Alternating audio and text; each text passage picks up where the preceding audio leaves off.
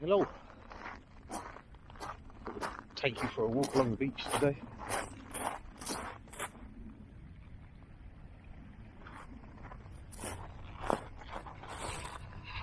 Been parked up here for a couple of nights.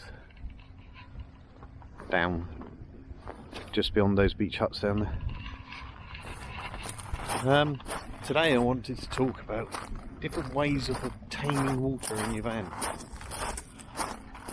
Several good ways that I know of, and I'll share them with you.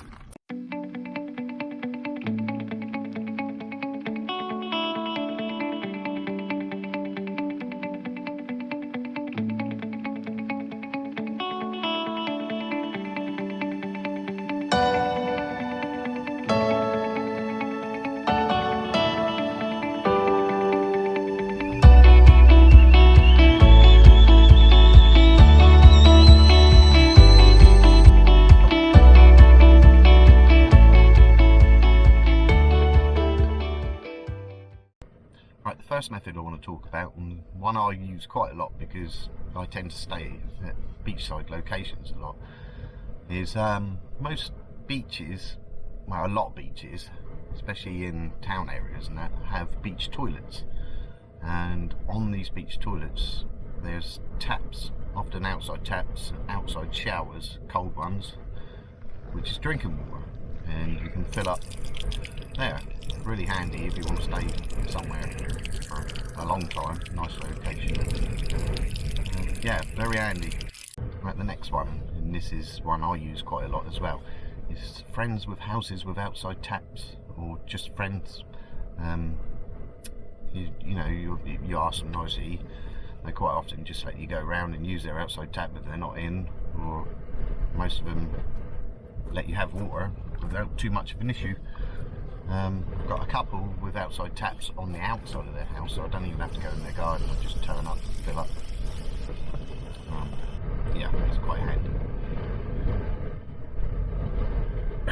Another handy one is churchyards. Now, most churchyards, especially village locations, have got taps in the churchyard, so people can water the flowers on the graves and do various other little bits. And you know, there's quite often no one there. Just go and fill up your tub of water.